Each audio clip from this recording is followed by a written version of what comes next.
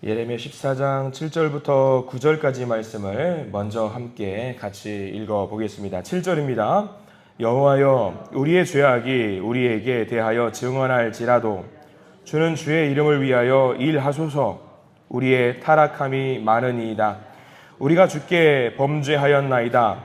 이스라엘의 소망이시오 고난당한 때의 구원자시여, 어찌하여 이 땅에서 거류하는 자같이 하룻밤을 유숙하는 나그네같이 하시나이까?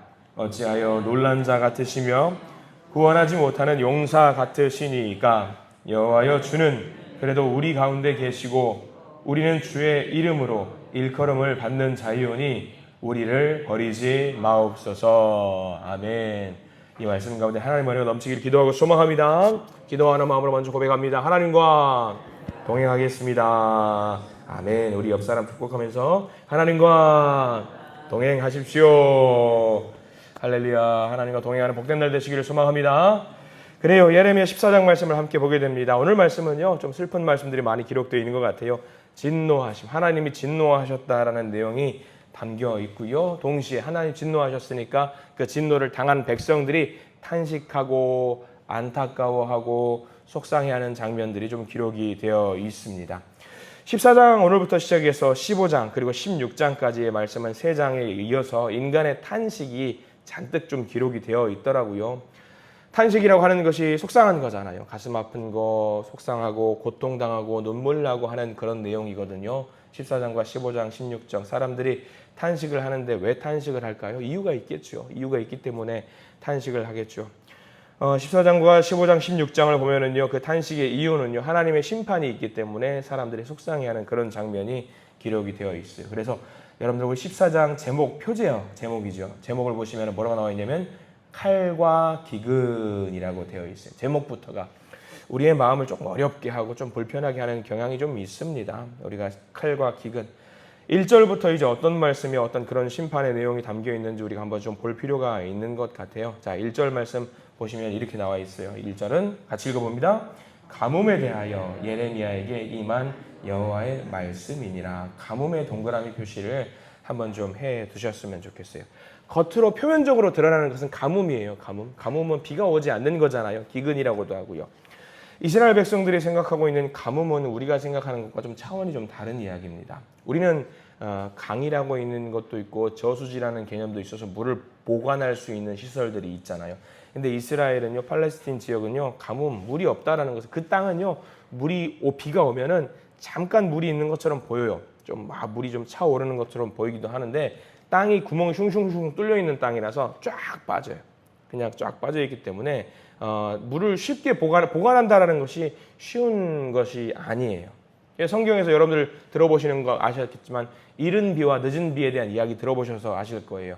적절하게 시기적절하게 하늘에서 비가 내리지 않으면 농사를 제대로 할 수 없는 땅이 팔레스타인 땅입니다. 물을 어떤 저수지 같은 곳에 보관한다라는 것이 굉장히 어려운 거예요. 불가능한 것은 아닌데 적절하게 비가 와야지만이 그들이 살 수가 있는 거예요. 하늘만 바라보면서 기도하면서 하나님 이른 비를 주세요.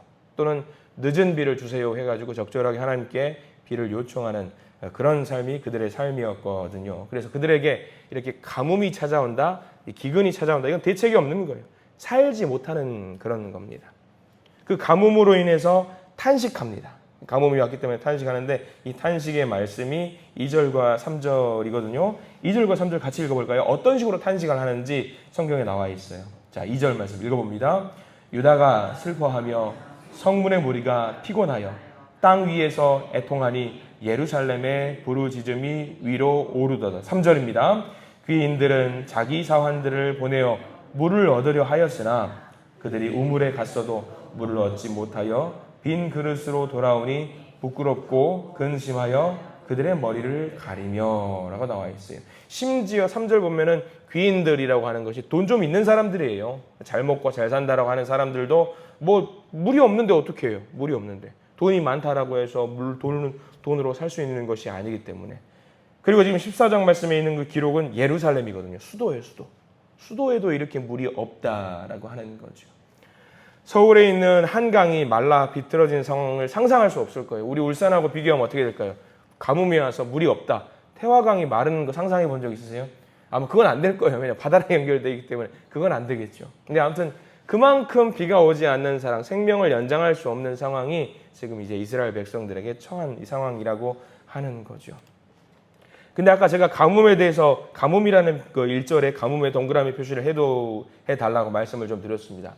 가뭄은 물이 없는 거잖아요. 근데 물이 없다라는 의미를 잘 생각해 보셔야 돼요. 물은 좀 여러 가지 의미가 있어요. 물이 많이 모여있는 바다 같은 것은 무엇을 상징한다고 말씀을 드렸냐면 죽음을 상징한다고 했어요. 그러면 이제 이른 비, 늦은 비, 그냥 우리 일상생활 속에서 만날 수 있는 물은 어떤 것을 의미하냐면 하나님의 은혜를 상징하거든요. 그러면 가뭄이라는 것은 물이 없다라는 것은 무엇이 없다라는 것을 상징하냐면 하나님의 은혜가 없다라는 것을 상징해요. 그러니까 단순하게 물이 없는 게 아니에요. 하나님이 살 수 있도록 만들어준 생명과 은혜와 은총이 없다라는 것을 지금 14장에서는 이야기를 하고 있는 거예요. 은혜를 주셔야 되는데 은혜가 없어요. 생명을 우리가 받아야 되는데 생명이 없고요. 하나님 주신 사랑을 받아야 되는데 그 사랑이 없는 상태를 지금 이야기하고 있는 거예요. 단순하게 물이 아닌 거예요. 하나님의 사랑을 얻어야 되는데 얻지 못한다. 생명을 부지할 수 없는 거죠. 그리고 4절 보시면 또 이렇게 나와 있어요. 단순하게 물에서 끝나는 것이 아니라 땅 위에 있는 물, 거기서 끝나는 것이 아니에요. 4절 읽어보겠습니다. 4절입니다. 땅에 비가 없어 지면이 갈라지니 밭 가는 자가 부끄러워서 그의 머리를 가리는도다. 거기도 밑줄 그으십시오. 땅에 비가 없어라고 했어요. 비가 없는 거예요.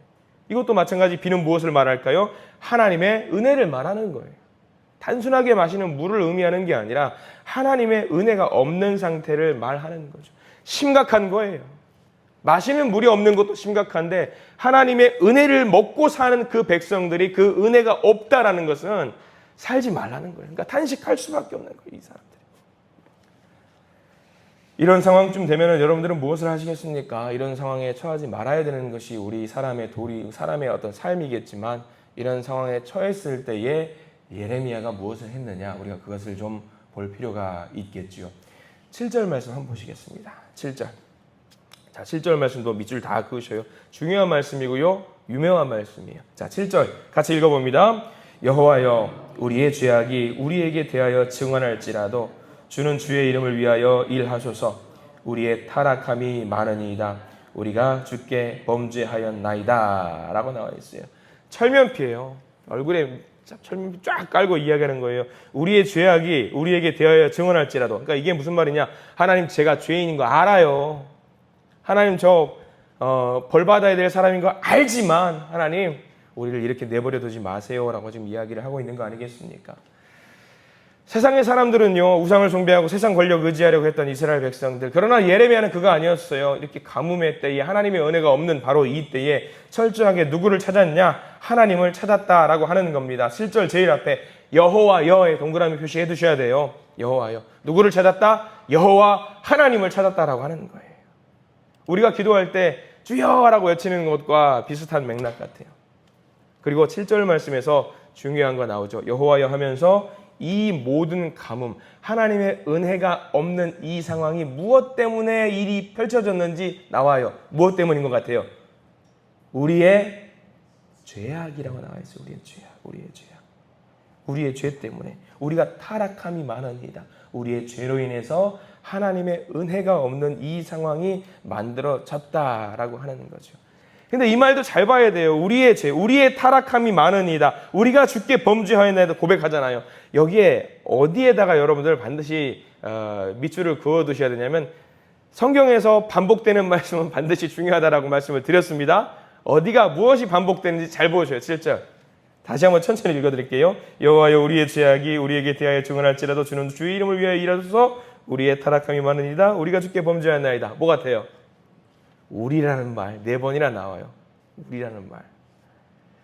이게 왜 중요할까요? 우리는 가끔 이래요. 세상 바라보면서 어른들 그런 말씀들 많이 하십니다. 세상 보고 말세다 그래요. 말세다. 야 끝날이 다 다가왔다. 말세다. 세상 참 타락했다라고 이야기를 해요. 근데 그 말을 잘 들어보면요. 세상은 타락했는데 누구는 타락하지 않았어요? 나는 타락하지 않았어요. 세상은 말세예요. 근데 나는 말세 아니에요. 야 세상 뉴스 보면은 세상이 참 더러워지고 나빠졌다. 근데 나는 아니에요. 우리 그렇게 고백하는 거 많아요. 많이 해요. 이렇게. 전제가 그거예요. 나는 아니지요. 이게 전제예요.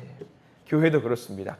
우리 교회 말고 다른 교회, 야 교회가 문제가 많다더라. 우리 교회 말고 그 교회, 남의 교회, 이웃 교회, 우리는 아니라고 이야기해요. 가끔 저도 유튜브 유명하신 목사님들의 설교 말씀을 듣다 보면 좀 가슴이 아플 때가 좀 많아요. 하도 유튜브는요, 그 조회수가 늘어나야 되기 때문에 자극적인 기사를 통해서 클릭수를 좀 늘려야 되는 그런 게 좀 있어요. 그러니까 뭐 다 그런 건 아니겠지만 가끔 어떤 목사님들의 설교를 보고 있으면 제목이 굉장히 자극적이에요. 아, 어떤 교회 목사님이 문제가 많았더라, 어떤 교회 성도가 문제가 많았더라, 자극적인 기사가 딱 떠요. 근데 그거 보고 있으면은요, 이런 내용이에요. 아, 어떤 교회 갔더니 어떤 교회 목사님이 참 어떤 설교를 하는데 참 나쁘더라, 문제가 있더라, 이렇게 하면 안 되더라 이야기하고, 어떤 교회 성도는 이런 것들이 문제가 있더라 이야기하면서 그게 제목으로 딱 나와 있어요. 클릭하게 만드는 거죠. 이유가 있겠죠. 근데 그 설교를 가만히 듣다 보면은 무슨 생각이 들 때가 있냐면, 아, 그들은 그렇게 할지언정 나는 아니구나. 나는 아니다. 나는 예외다. 나는 정결하다. 나는 바르다라는 전제를 깔고 그런 말씀을 들을 때가 제가 있어요. 그럼 들으면요, 좀 속상하더라고요. 왜? 우리라는 이야기를 갖고 들어가야 돼요. 나는 아닙니다가 아닌 거예요.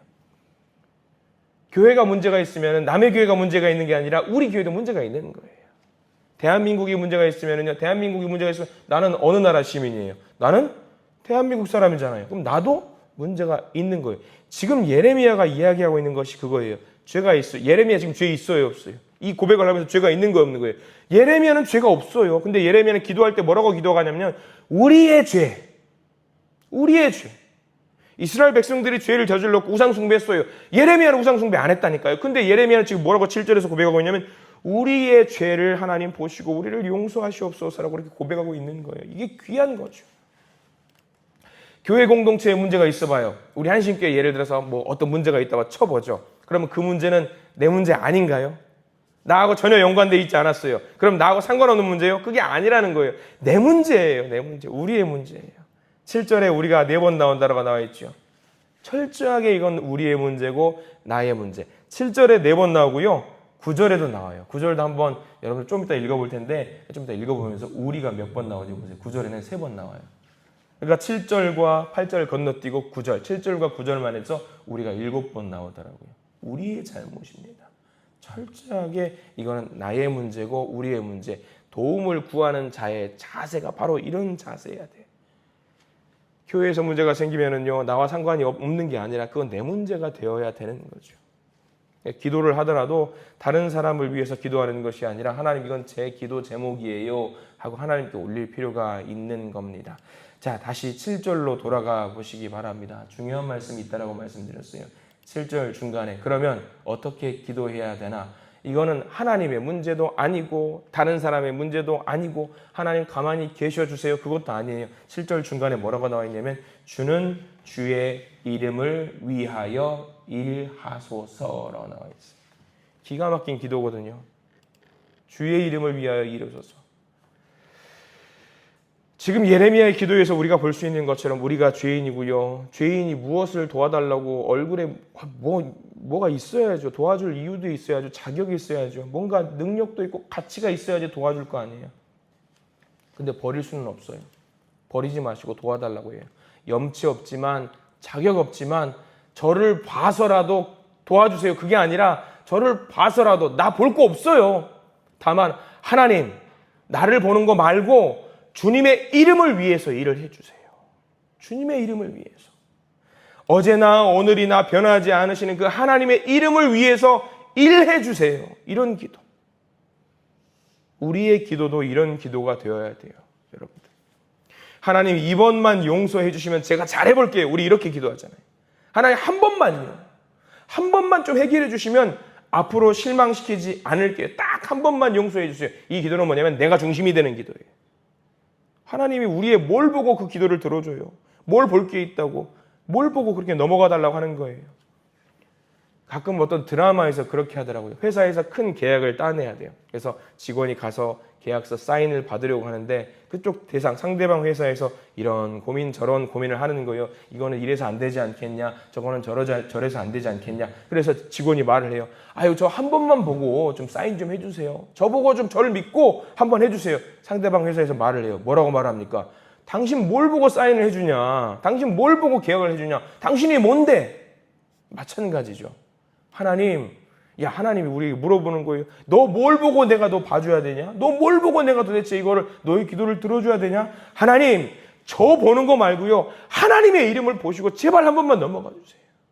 저 언약 백성이잖아요. 약속하셨잖아요. 하나님, 그 이름이 거룩하게 영광 받으시려면 하나님의 이름을 보시고 넘어가 주셔야죠. 저 볼 거 없는 거 저도 알아요. 이 기도의 근거가 뭐예요? 내가 아니에요. 하나님의 이름으로 하셔요. 여러분들의 기도도 그런 기도가 되기를 소망합니다. 나를 보고 뭘 해달라고 하는 것이 아니라, 내 가족을 보고 해달라는 것이 아니라, 중요한 거, 내가 믿는 그 하나님의 이름을 바라보시고 하나님의 이름을 생각하시면서 내 기도에 응답해 주시기를 소망합니다. 여러분들 그런 기도 올리시기를 간절히 축원합니다. 그 하나님이 어떤 하나님이냐? 8절에 나와 있어요. 8절도 전체를 다 밑줄 그으셔도 되는데 8절 읽어보겠습니다. 이스라엘의 소망이시요 고난당한 때의 구원자시여 어찌하여 이 땅에서 거류하는 자같이 하룻밤을 유숙하는 나그네같이 하시나이까. 아멘. 거기 밑줄 그으셔야 될까요? 이스라엘의 소망, 고난당한 때의 구원자. 여기 밑줄을 그으셔야 돼요. 하나님의 이름이 어떤 분이에요? 하나님이 어떤 분인데요? 이스라엘의 소망이래요. 하나님은 소망이시니까 우리의 기도를 들어주셔야죠. 하나님, 고난당한 때의 구원자시잖아요. 우리 고난당하고 있잖아요. 그 고난당한 때의 구원자 하나님, 그 하나님의 이름을 의지하니까 하나님 우리의 기도를 들어주시옵소서. 소망이 없을 때에, 그리고 고난 가운데 있을 때에, 너무 힘들어 죽겠을 때, 괴로울 때, 눈물 날 때, 그 고난당할 때는 고난만 보이잖아요. 근데 그거 하지 말고 하나님의 이름을 바라봐라. 소망이 되신 분, 구원자 되신 분, 그 분을 바라보는 것이 진정으로 믿음이고 신앙이고 그런 겁니다. 자, 9절도 보시죠. 9절도 우리 나온다라고 했지요. 우리라는 표현에다가 한번 체크하면서 9절도 읽어보겠습니다. 9절입니다. 어찌하여 놀란 자 같으시며 구원하지 못하는 용사 같으시니까. 여호와여, 주는 그래도 우리 가운데 계시고 우리는 주의 이름으로 일컬음을 받는 자이오니 우리를 버리지 마옵소서. 우리가 나오는 표현, 그리고 마지막에 우리를 버리지 마옵소서.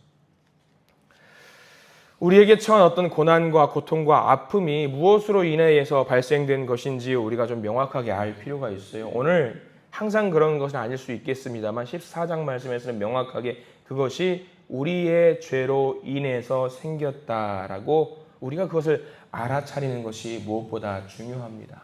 그냥 넘어가면 안 돼요. 그래서 우리의 소망이 되신 하나님과 우리의 구원자가 되신 하나님을 향하는 것이 진정으로 믿음이고 소망이고 신앙입니다. 고난과 아픔이 있을 때에 날 봐서는 내가 소망이 없고 날 봐서는 구원받을 수 없지만 이 아침에 우리가 하나님의 이름을 바라보면서 하나님의 이름을 높이면서 기도하시기를 소망합니다. 하나님, 나를 도와주세요. 하나님, 우리가 범죄했습니다. 비록 범죄했지만 저보지 마시고 하나님이 약속하셨던 그 이름을 의지하니까 하나님 소망을 주시고 구원을 주시옵소서. 그렇게 기도하시고 반드시 응답을 받으시는 저와 여러분들 되시기를 간절히 축원하고 소망합니다. 기도하겠습니다. 하나님, 우리가 범죄했습니다. 하나님 배신하고 하나님 버리고 내 욕심 위해서 하나님을 이용할 때가 있었습니다. 하나님, 그러나 하나님은 하나님의 이름을 위해서 일하시는 그런 위대하신 분이라는 것을 믿습니다. 부족한 우리 때문이 아니라 변함없고 신실하신 주님의 그 이름을 생각하며 일해 주시옵소서. 우리의 소망이시고 고난당한 때의 구원자이신 하나님, 우리를 도와주시옵소서. 우리가 주님의 신실하심을 바라보며 나아갑니다. 우리의 회개를 들으시고 하나님 도와주셔서 오늘도 하나님 안에서 하나님의 은총을 받고 살아가는 우리 모두가 될 수 있도록 저희들 인도하여 주시옵소서. 예수 그리스도 이름으로 간절히 기도드립니다. 아멘.